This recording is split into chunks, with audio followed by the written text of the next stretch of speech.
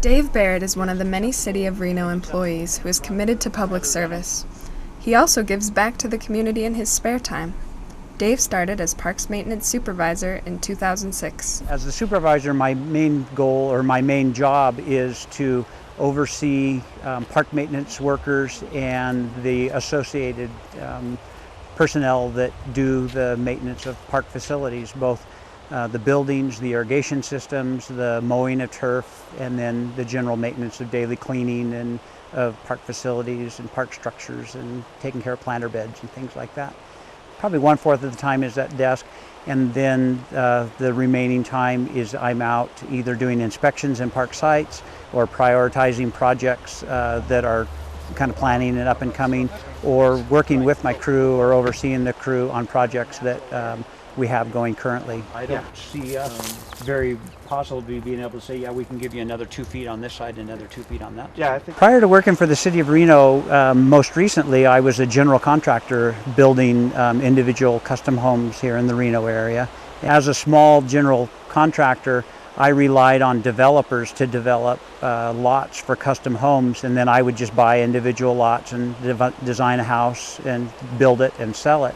Building lots became so expensive, I was very concerned at where it was pushing the price of custom homes in Reno, and also I was concerned for my own finances when I first started building homes in Reno in the late 80s, I would buy lots for $40,000 and $50,000 and $60,000, and then they pushed over 100, and then they were approaching 200, and it was the kind of the spring of 2006. I was realizing that the type of building lots I was after were approaching $400,000, and I felt that things had just gotten a little too out of hand, and I made the decision to look into other means of employment based on my background, which is a degree in agriculture from the University of Nevada, and just happened to find a posting with the City of Reno for a park maintenance supervisor, and I read through the qualifications and requirements, and I thought, I meet some of these things, I'll give it a go, and sure enough, through the interview and testing process, they determined I must have been the one for the job. The thing that I learned in private industry is that your actions determine your outcome, and so if you're productive and driven in private industry, you succeed and you're prosperous. And so it was important for me to carry that theory of life and productivity into my public service and make sure that, even though I was working for an entity that I didn't have to produce a profit for them financially every day, that I wanted to make sure that I was producing a profit for my employer in the facilities that we maintained and the services that we provided. At least at the point that we've got, maybe from this point back, you could say, no, a guardrail's not needed here. Historically, prior to being a general contractor, I worked for a number of years for the Forest Service, and I was a wilderness ranger and worked in backcountry and places like that, and I always enjoyed it, and I was very proud of that work, of what I did, and so when I saw the opportunity with this job with the City of Reno, initially I really struggled with the thought of, okay, do I want to retire this business that I own personally and actually go back into public service? And what really helped me make the decision that, yeah, this is probably the right move was I thought back in my life and I thought, I had lots of pride working for the Forest Service and saying, yes, I'm a wilderness ranger for the Forest Service. And I thought, here's another very similar opportunity where I can say, I'm a maintenance supervisor for the City of Reno, and we take care of the parks, and we're proud of what we do, and we're proud of the way we keep them, and so that was how I made the determination to come back into public service. What I would say I enjoy the most is my ability to have interaction with people, and it's both the employees that are my coworkers that work for the City of Reno, and my subordinates, the people that I oversee and supervise daily, are just wonderful people. They're hardworking guys and gals. They're excited and proud of the work that they do. And then also the public that we get to meet, because I'm out in the parks, which are the public spaces daily, and I always look forward to people who are excited about the beauty of the Truckee River and the beauty of the river pathway and the access that we have.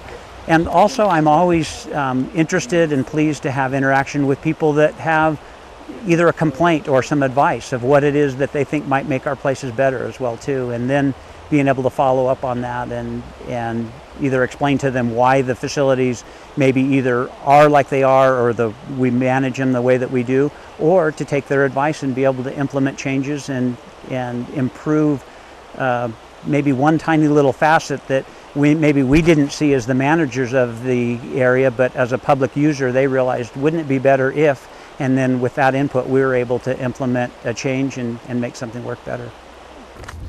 Being Parks Maintenance Supervisor isn't Dave's only focus. He also flies small airplanes for fun and as a way of giving back.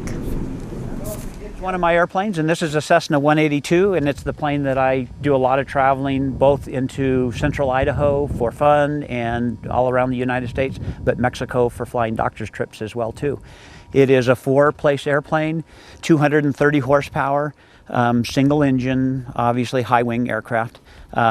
The Cessna airframes in this single engine variety are also very known for their ruggedness and durability.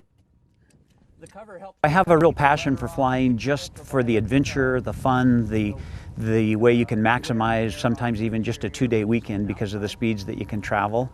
I fly both for pleasure, sometimes just locally, sometimes it's family trips where I'll load up the family and we'll go somewhere for a weekend. I go to Burning Man with my plane every year and spend the week out there sharing aviation with people.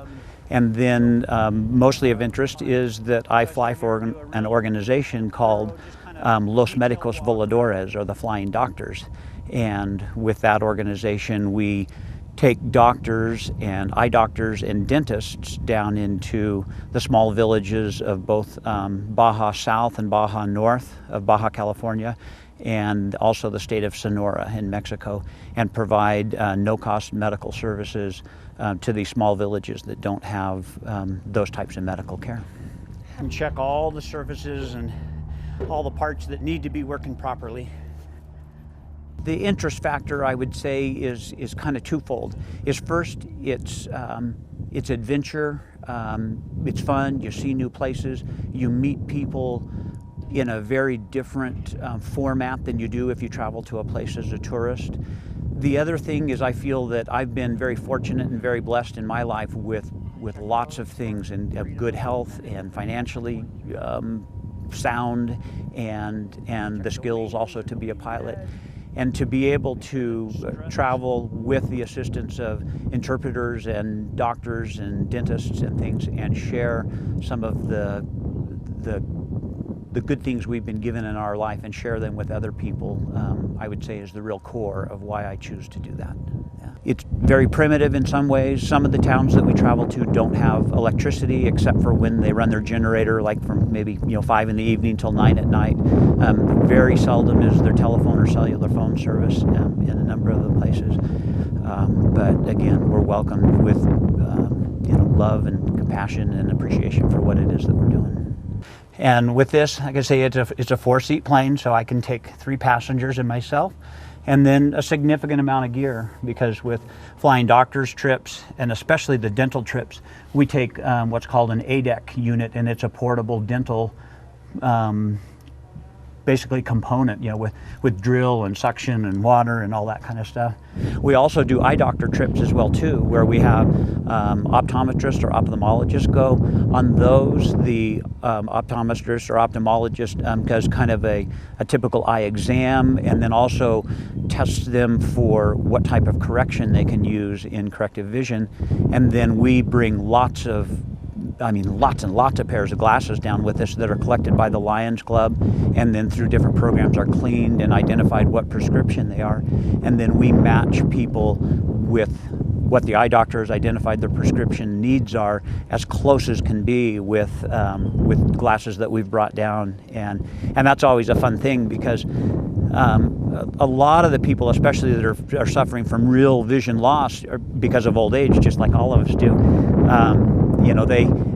I think they have a pretty good understanding of what's going on, but it's quite fun, because as pilots, we are kind of we're there to support the mission of the trip once we've done our flying portion. So like on an eye doctor trip, we'll have all the glasses laid out based on the prescription and things like that, and the eye doctor's set up in another room and he's doing exams and checking them and stuff.